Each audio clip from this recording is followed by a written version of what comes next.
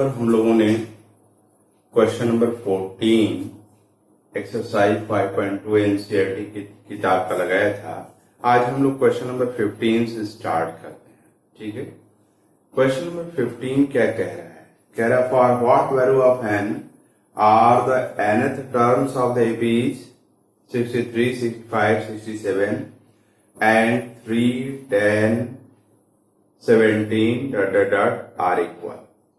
ठीक है, दो एपीज दिए गए हैं। This is question number 15 exercise 5.2 NCERT.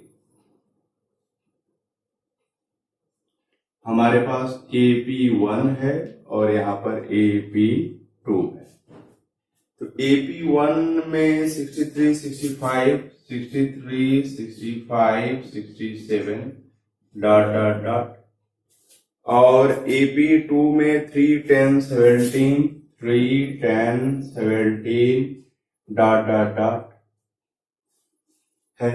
दोनों सीरीज ये बढ़ रहे हैं, ये भी बढ़ रहा है, लेकिन ये दो दो करके बढ़ रहा है। इसका कॉमन डिफरेंस दो दो है और इसका कॉमन डिफरेंस क्या है? 7 7 है।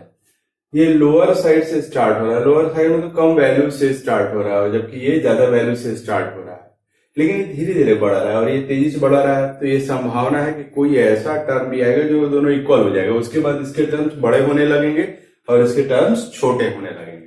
लेकिन अभी क्या है? इसके टर्म्स बड़े हैं और इसके टर्म्स छोटे हैं।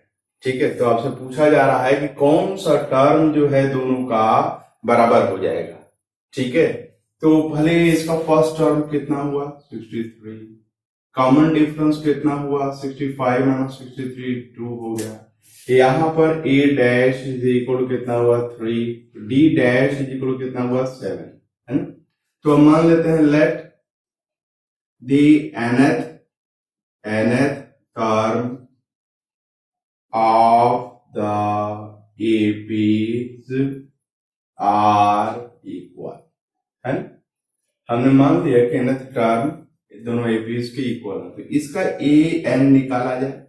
ए एन क्या होगा? A plus n minus 1 into d हो जाएगा। ए इज इक्वल टू 63 है plus n minus 1 into d, d is equal to 2 है। तो ये हो जाएगा 63 plus n 2n minus 2 is equal to 61 plus 2n हो जाएगा। A n is equal to, ठीक है, और इसका nth टर्म क्या होगा? A n dash is equal to a dash plus n minus 1 into d dash. A dash is equal to 3 है, N minus 1 just का तस रखिए क्योंकि एन अननोन है, और डी इज इक्वल टू 7 है, मल्टीप्लाई कर दीजिए। तो 7n माइनस 7 प्लस 3, इस 3 को बाद में लिख दिया है ना? तो this is equal to 7n minus 4 हो जाएगा। तो इस सीरीज का nth टर्म इतना के बराबर हुआ और इस सीरीज का nth टर्म इतने के बराबर हुआ।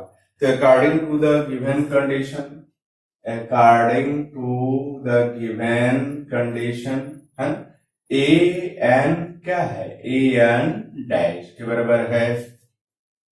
तो ए एन बराबर ए एन डैश के बराबर है, तो ए एन की वैल्यू रख दो। 61 plus 2n is equal 7n minus 4। तो ऐसा करते हैं कि 4 को इधर लाते हैं, 2n को इधर लाते हैं, तो 61 प्लस 4 इज इक्वल टू इधर 7n minus 2n। 7n minus 2n कितना हो जाएगा? 5n हो जाएगा। तो 5n बराबर क्या हो गया? 5n बराबर 65 हो जाएगा। कैसे सर? 61 प्लस 4 इक्वल 65 होगा। ये पलट करके लिख दिया है। ठीक है, तो n बराबर क्या हो जाएगा? 65 बाई 5, है ना?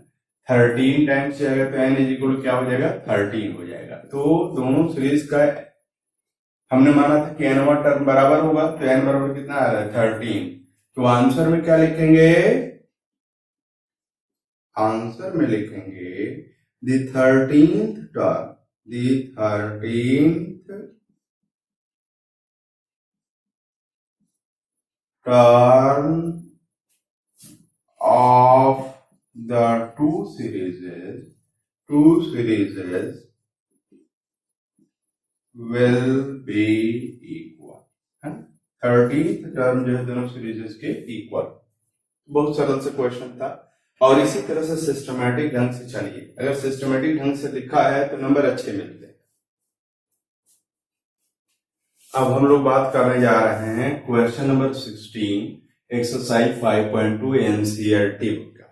ठीक है, इसमें क्या कह रहा है, determine the AP whose third term is 16 and seventh term exceeds the fifth term by 12। क्या कहा जा रहा है, उस पूरी एपी को ही डिटरमाइन करना है और जिसका थर्ड टर्म जो है 16 है एंड सातवां टर्म जो है पांचवें टर्म से कितना ज्यादा है, 12 ज्यादा है। ठीक है, तो दो कंडीशन क्यों दिया गया है, ताकि आप दो इक्वेशंस बना सकें। दो इक्वेशंस क्यों बनाना है, ताकि दो अननोन है तो उनकी वैल्यू को डिटरमाइन किया जा सके। अब सोचिए, अगर आप लीनियर इक्वेशंस इन टू वेरिएबल चैप्टर पहले अगर नहीं पढ़े रहते तो इस प्रॉब्लम को आप नहीं सॉल्व कर पाते, इसीलिए उस चैप्टर को पहले रखा गया, इस चैप्टर को बाद में रखा गया है। तो लेट द एपी मतलब first term common difference, let the first term and the common difference of the AP be small a and small d respectively।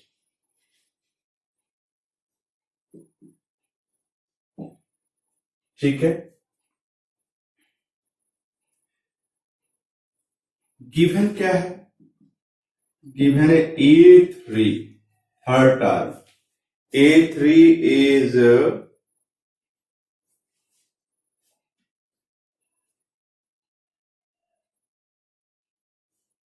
16 और दूसरा कंडीशन क्या दिया गया है, seventh term exceeds the fifth term.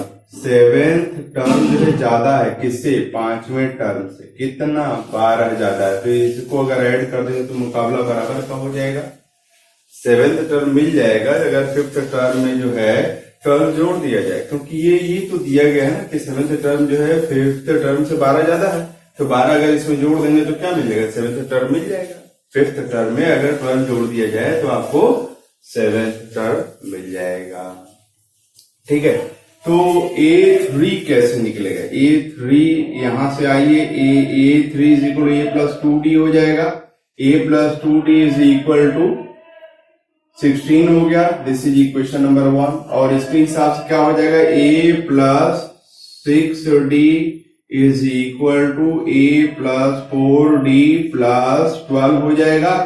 अब A दोनों से कट गया तो 6D भी इसको इधर लाइए तो 2D हो जाएगा, 2D इज इक्वल क्या हो जाएगा, 12 हो जाएगा, तो D इज इक्वल टू क्या हो जाएगा, 6 हो जाएगा। We have got the value of D, D is equal to 6 हो गया। अब D की वैल्यू अगर 6 हो गई तो अगर इसकी वैल्यू इस इक्वेशन नंबर 1 में रख दें, so from equation 1 we have, what do we have, A plus 2D, D की वैल्यू 6 हो गई है, इज इक्वल टू 16 है, तो ये 6 दूनो 12 उधर ले जाएंगे तो A इज इक्वल टू क्या हो जाएगा, 4 हो जाएगा। तो फर्स्ट टर्म 4 हो गया और कॉमन डिफरेंस क्या हो गया, D हो गया। तो देयरफॉर आंसर क्या है ना,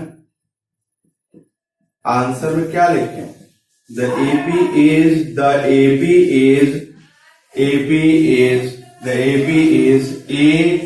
A है पहला है, दूसरा A प्लस D है, तीसरा A प्लस 2D है, तीसरा A प्लस 3D है and so on so fourth. तो A इज इक्वल कितना है भैया, 4 है, या A plus B 4 plus D 6, और यहाँ पर 4 प्लस 2 इंटू 6 हो जाएगा, 4 प्लस 2 3 इंटू D हो जाएगा and so on so fourth. तो 4 10 12 16, यहाँ पर D इक्वल 6 18, ये 22 हो जाएगा। ठीक है, तो इस तरीके से हमको AP मिल गया क्या, A 4 10 16 22 and so on so fourth. ठीक है,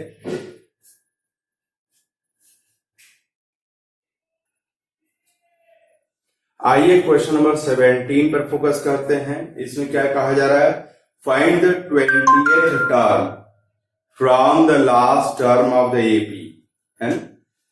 यहां पर एपी दिया गया है क्या, question number 17, exercise 5.2 NCERT book का है। जिसमें कहा जा रहा है कि एपी दिया गया 3813 डॉट, ठीक है, और 253 इसमें जो है लास्ट से 20वां टर्म है, the term 20th term from the last से है तो ए डैश मैंने लिख दिया, लास्ट से 20वां टर्म हमको निकालना है, ठीक है। तो क्या उपाय किया जाए, हमने देखिए एक एपी मैं लिख रहा हूं आपको 1 2 3 4 5 6 एपी है, ठीक है। कुल कितने टर्म है, 6 टर्म है, 6 यहां लिख लीजिए। अगर मान लीजिए कि हम लास्ट से चौथा टर्म चाहते हैं, ठीक है ना, तो यहां पर -4 कर दीजिए और उसमें 1 जोड़ दीजिए, ठीक है ना। तो 6 में से 4 जाएगा तो 2 हो जाएगा, 2 + 1 कितना हो जाएगा, 3 हो जाएगा। तो जो लास्ट से चौथा है वो शुरू से कौन सा, तीसरा है।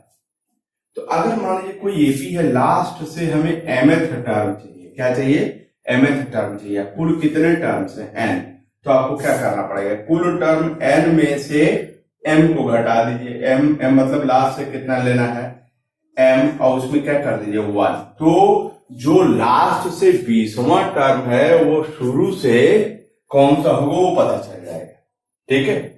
दूसरा भी तरीका मैंने बताया था आपको कि पूरी सीरीज को ही पलट दीजिए, ठीक है। तो आइए पहले तरीके से ही करते हैं। पहली बात तो है कि लास्ट कुल कितने टर्म्स हैं ये तो पता किया जाए। तो let the total number of, let the total number of terms be n। तो देयरफॉर an कितना है, an इज इक्वल टू 253 है, a कितना है 3 है, d कितना है 8 - 3 कितना हो जाएगा 5 हो जाएगा, ठीक है। देयरफॉर हम जानते हैं an इज इक्वल क्या होता है, a + n - 1 × d होता है, ठीक है। तो an इज इक्वल 253 है और a की वैल्यू 3 है, n - 1 × d इज इक्वल 5। तो इसको इधर लाएंगे तो 250 हो जाएगा, इज इक्वल n - 1 × 5 हो जाएगा, 5 से यहाँ करेंगे तो 50 हो जाएगा, 50 बराबर n - 1 हो जाएगा। तो n बराबर कितना हो जाएगा, 50 और 1 51 हो जाएगा। तो कुल इस सीरीज में 51 टर्म है और ये लास्ट टर्म मतलब 51st टर्म जो है 253 है, ठीक है। द रिक्वायर्ड टर्म क्या है, required term is equal to 20th term from the last, है ना। तो 20वां टर्म लास्ट से, कुल कितने टर्म से 51, तो ये क्या होगा 51 - 20 + 1 th term from the start, क्योंकि हमारे पास फार्मूला जो है स्टार्ट वाला है, an जो है स्टार्ट से nth टर्म क्या है वो, ठीक है। तो ये 31 हो जाएगा और एक बात है 32nd, है ना, 32nd term from the start, है ना। तो 32nd टर्म क्या होगा, a + 32 - 1 × d हो जाएगा। a इज इक्वल कितना है भैया, a इज इक्वल 3 है + 31, 3 + 31 इज इक्वल टू 34, ठीक है। यानी जो लास्ट से 20th टर्म होगा वो 34 होगा। तो आंसर में लिख दिया जाएगा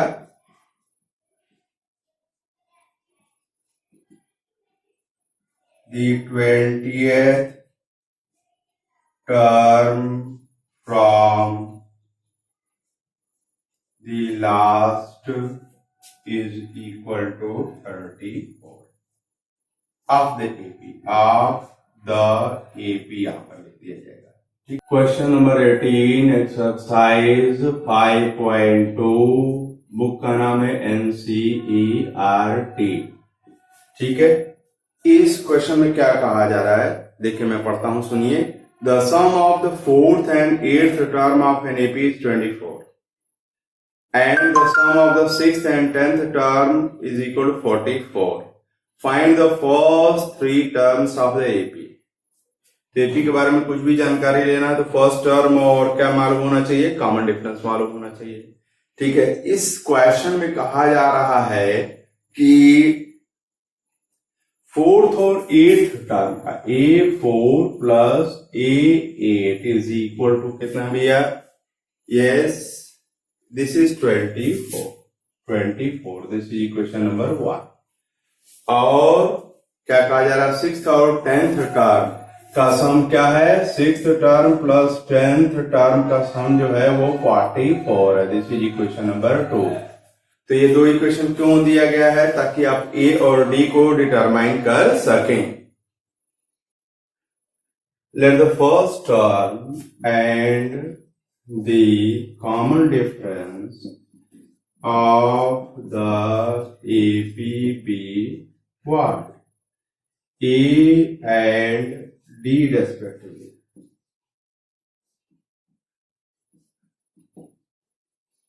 ठीक है, दो अननोन है, दो कंडीशन दिया हुआ है, तो A4 क्या हो जाएगा, A4 is equal to A plus 3D हो जाएगा, AN वाला फार्मूला लगा दिया। A8 क्या होगा, A प्लस 7D हो जाएगा। A6 क्या होगा, A प्लस 5D हो जाएगा। A10 क्या होगा, A प्लस 9D हो जाएगा। ठीक है, सो substituting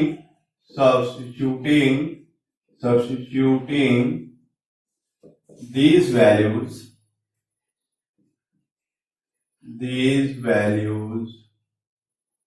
of A4, A8, A6 and A10 in the equations 1 and 2 we have, what do we have, we have A4 is equal to रखिए A plus 3D, A8 रखिए A plus 7D is equal to 24। तो ये क्या हो जाएगा, A और A 2A हो जाएगा प्लस 7D 3D 10D हो जाएगा। 2 वाले से देखिए A6 क्या होगा, A प्लस 5D हो जाएगा, और A10 क्या होगा, A प्लस 9D हो जाएगा इज इक्वल टू 44।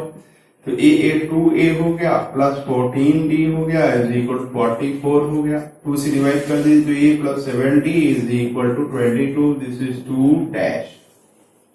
ठीक है, अब अगर इक्वेशन नंबर 1 डैश में से 2 डैश को घटा दें, equation 2 dash minus equation 1 dash कर दीजिए, तो 2 डैश क्या है, A plus 7D is equal to 22 है, this is equation 2 dash, and this is A plus 5D is equal to 12, this is equation 1 dash.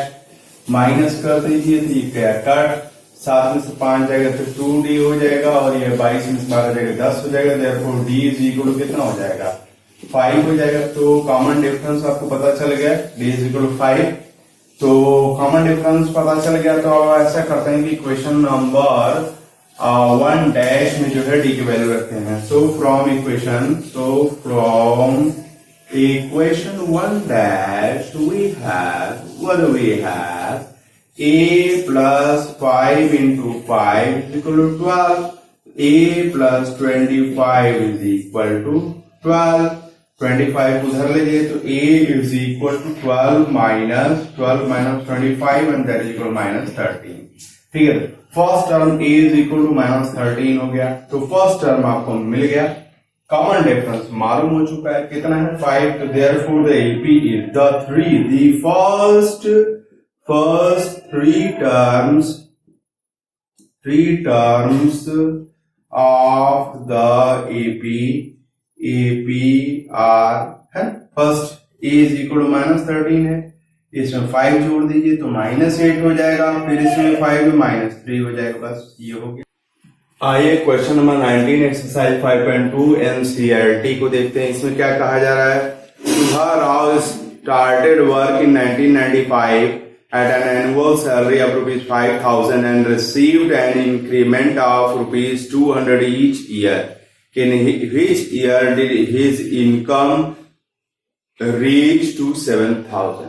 शुभा राव हैं 5,000 रुपए से अपनी जो है स्टार्ट कर रहे हैं नौकरी, और प्रति वर्ष जो है 200 रुपए की क्या हो जा रही है, बढ़त हो जा रही है। ठीक है, तो 200 रुपए अगले वर्ष में कितना होगा, 5,200। उसके अगले वर्ष में कितना हो जाएगा, 5,400 हो जाएगा, और आगे बढ़ते बढ़ते ये 7,000 हुआ। तो 7,000 कितने वर्षों बाद होगा। ठीक है, ये पूछा गया है in which year did his income reach rupees 7,000। ठीक है, तो the salaries in different years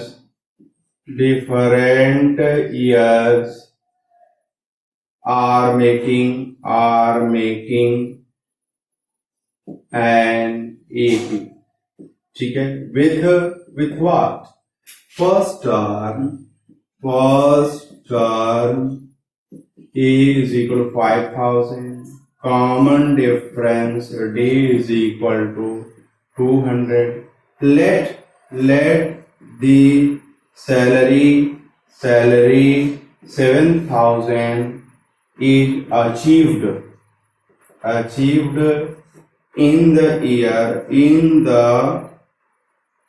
nth year of the service, nth year of the service। ठीक है, nth year of the service में जो है अटेन हुआ क्यों 7,000, यानी the last an is equal क्या हो गया, an इज इक्वल टू आपका 7,000 के बराबर है। ठीक है, an होता क्या है, a plus n minus 1 into d होता है, इज इक्वल टू 7,000 होता है। तो a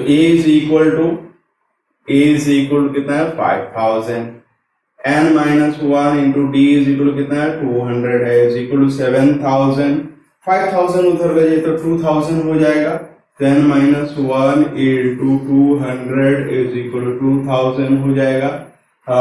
डिवाइड कर दीजिए तो n minus 1 is equal to 2,000, ये 10 टाइम्स हो जाएगा, तो n इज इक्वल टू क्या हो जाएगा 11। तो 11th ईयर में so in the 11th year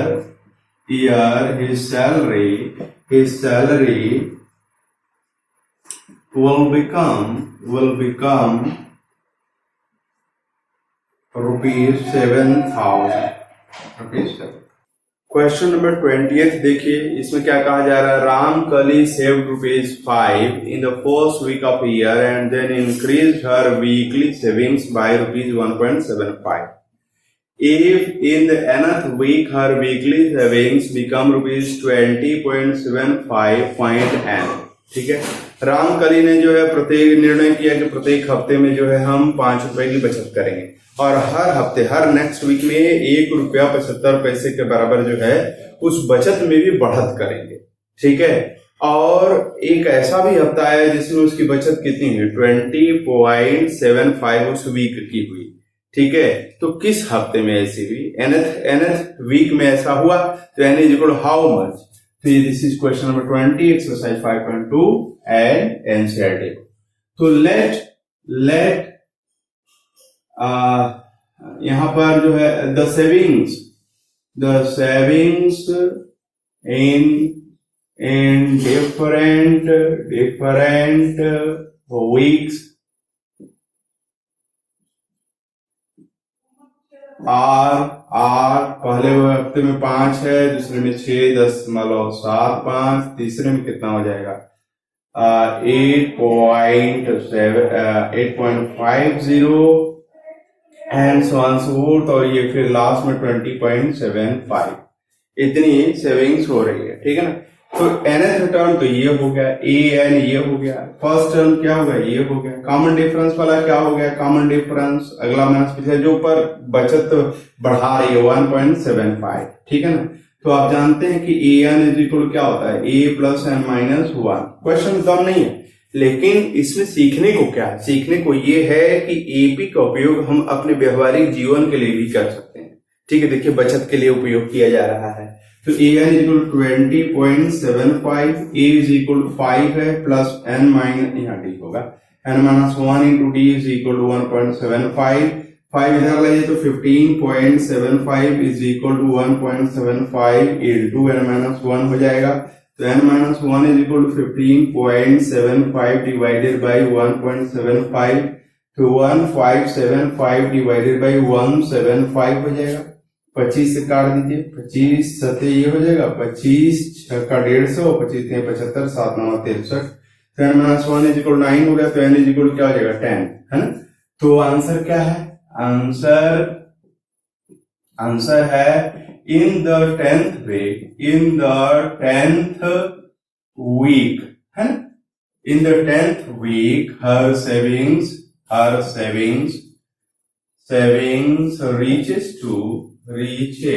reaches to rupees 20.75, ठीक है, ये हो जाएगा। That was a good question।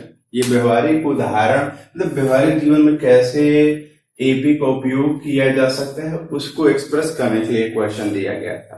तो देखिए अपग्रेड करते करते क्या है, पहला जो है क्वेश्चन, पहला दूसरा तीसरा देखिए नॉलेज बेस्ड है, हाँ कि एपी क्या होता है, उसका उपयोग क्या होता है, ठीक है। उसके बाद जो है अंडरस्टैंडिंग लेवल की, क्या आपने समझा है कि नहीं, पांचवा टर्म जो है तीसरी टर्म से 12 ज्यादा है ना, तो अगर आपने समझा है तभी कर पाएंगे।